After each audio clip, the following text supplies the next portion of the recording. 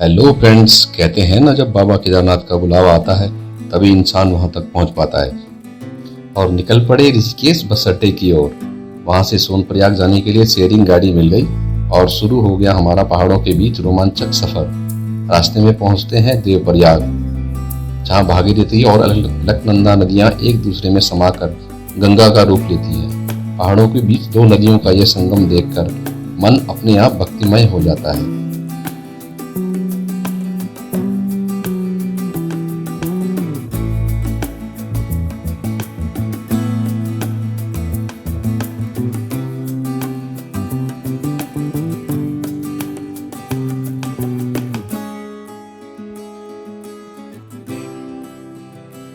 शाम तक हम पहुंच गए सोनप्रयाग।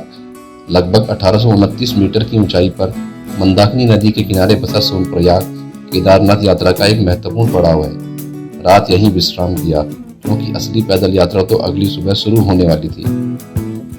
सुबह होते ही हम यात्रा रजिस्ट्रेशन काउंटर की लाइन में लग गए। केदारनाथ यात्रा के लिए रजिस्ट्रेशन अनिवार्य है।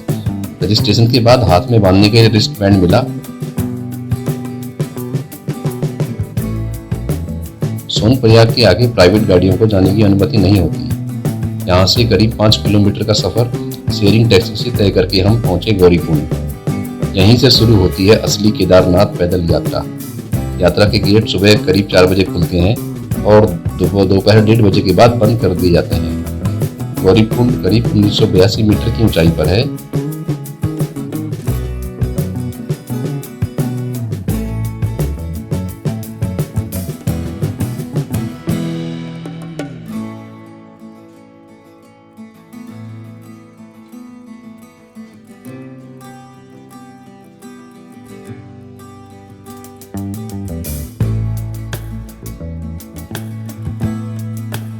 पहला पड़ाव आया जब हम गौरीकुंड से करीब 4 किलोमीटर की दूरी तय करके हम पहुंचे जंगल चट्टी।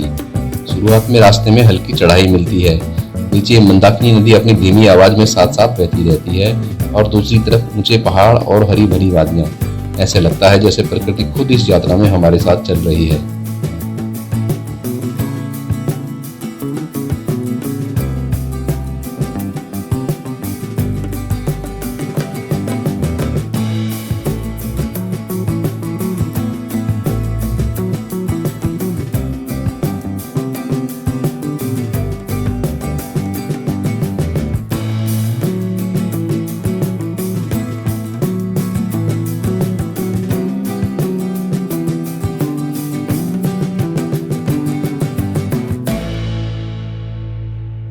दूसरा पड़ाव आया भीमबली।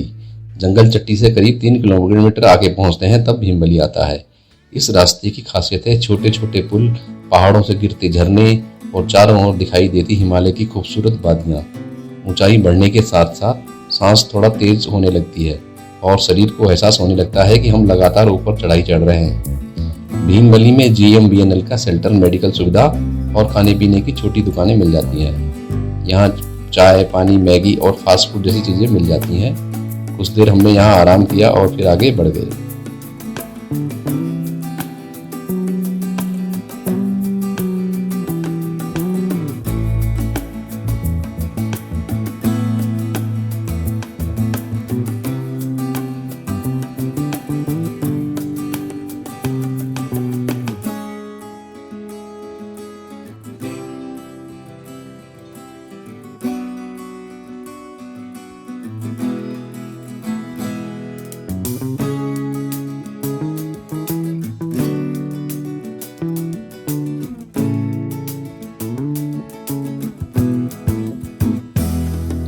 रामबाड़ा पुल, जहाँ से बदल जाता है रास्ते का मिजाज। इसके बाद रामबाड़ा पुल आया जिसकी ऊंचाई करीब 235 मीटर है। यहाँ मंदाकिनी नदी पर बने पुल को पार करते ही रास्ता और ज्यादा चुनौतीपूर्ण होने लगता है। अब सामने सिर्फ पहाड़ नहीं थे, खड़ी चढ़ाई हमारा इंतजार कर रही थी। रामबाड़ा से आगे लिंचोली की तरफ बढ़ते हुए रास्ता लगातार ऊपर जाता है। बीच बीच में चाय, पानी और स्नैक्स की दुकान मिलती रहती हैं, जो इस कठिन यात्रा में यात्रियों को थोड़ी राहत देती है।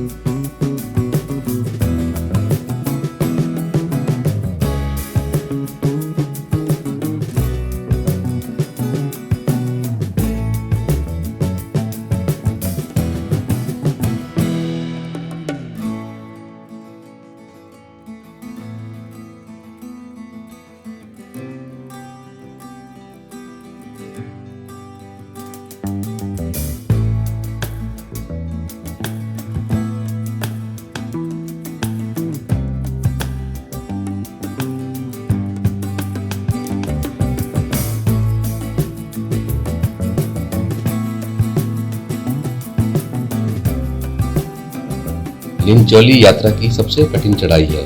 भीमबली से करीब 4 किलोमीटर की दूरी तय करके तब आता है लिंचौली।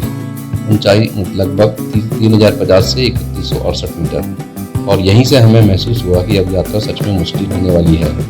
लिंचौली की चढ़ाई इस पूरी यात्रा के सबसे कठिन हिस्सों में से एक लगी। हर कुछ कदम के बाद सांस तेज हो जाती थी, लेकिन जैसे जैसे ऊपर चढ़ते गए दृश्य भी उतने ही शानदार होते गए।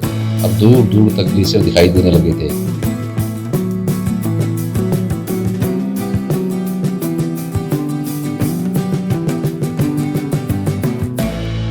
बाईं तरफ पुराने यात्रा मार्ग के ट्रैक नजर आते थे और सामने दिखाई देने लगी थी केदारनाथ की विशाल पहाड़ियां और बेस कैंप। लिंचौली में GMBN का शेल्टर और मेडिकल सुविधा भी मौजूद है। हमने यहाँ थोड़ा आराम किया। अब हमारी अगली मंजिल थी केदारनाथ बेस। लिंचौली से करीब 5 किलोमीटर का रास्ता तय करके हम केदारनाथ बेस की तरफ बढ़े। अब चारों तरफ का नज़ारा पूरी तरह बदल चुका था। ऊंचे ऊंचे पहाड़, ग्लेशियर और ठंडी हवाएं, और सामने दिखाई दे रहा था हमारा लक्ष्य केदारनाथ धाम। इस ऊंचाई पर शरीर को थकान साफ महसूस होने लगी थी, इसलिए पूरी यात्रा के दौरान हमने खाना हल्का लिया और पानी पीते रहे ताकि शरीर हाइड्रेट रहे और हाई एल्टीट्यूड की परेशानी कम हो। इसी रास्ते में केदारनाथ का हेलीपैड भी है। इसमें नीचे फाटा, सिरसी और गुप्तकाशी हेलीपैडों से श्रद्धालु केदारनाथ धाम दर्शन के लिए पहुंचते हैं।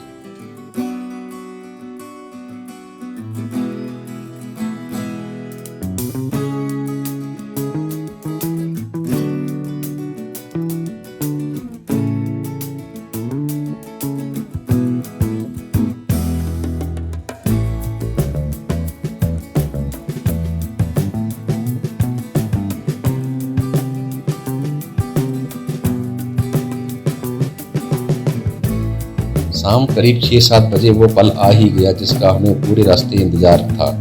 हम केदारनाथ पहुंच चुके थे। थकान इतनी थी कि शरीर जवाब दे रहा था, लेकिन बाबा के दर्शन की खुशी उससे कहीं ज़्यादा थी। भीड़ बहुत ज़्यादा थी और हमें कमरा नहीं मिल पाया। आखिरकार पास की एक डॉर्मेट्री में जगह मिल गई। बाहर तापमान काफ़ी कम था। ठंड इतनी ज़्यादा थी कि 2-2 रजाइयाँ लेने के बाद भी कंपन भी छूट रही थी। उस दिन शरीर पूरी तरह थक चुका था, इसलिए हमने तय किया कि दर्शन सुबह करेंगे। केदारनाथ करीब 3583 मीटर की ऊंचाई पर स्थित है और इतनी ऊंचाई पर कुछ यात्रियों को सांस लेने में परेशानी या दूसरी हाई एल्टीट्यूड समस्याएं हो सकती हैं। रात के करीब 3-4 बजे से ही मंदिर परिसर में दर्शन के लिए लाइनें लगनी शुरू हो गई थी। हम भी लाइन में लग गए। मंदिर के कपाट सुबह 6 बजे खुले। लगभग 2 घंटे बाद हमारा नंबर आया और हमें बाबा केदारनाथ के दर्शन करने का सौभाग्य मिला। लेकिन उसी समय मौसम ने भी अपना अलग ही रूप दिखा दिया। हम नंगे पैर लाइन में लगे खड़े थे और सामने की पहाड़ी पर बर्फबारी शुरू हो गई। मंदिर की दीवार पर श्रद्धालु अपनी मनोकामना के लिए सिक्के चिपका रहे थे। मंदिर के भीतर भगवान श्री कृष्ण और पंच पांडवों की प्रतिमाएं भी विराजमान हैं और गर्भगृह में भगवान शिव केदारनाथ ज्योतिर्लिंग के रूप में बैल के पृष्ठभाग के स्वरूप में पूजे जाते हैं। दर्शन और जल अर्पित करने के बाद जब हम बाहर निकले तो मंदिर परिसर का माहौल देखकर मन और भी भावुक हो गया। वहाँ एक नागा साधु बाबा पतली सी चादर ओढ़े प्रसन्न मुद्रा में बैठे थे और आने वाले हर श्रद्धालु को आशीर्वाद दे रहे थे। इतनी ठंड में भी उनके चेहरे पर एक अलग ही शांति थी।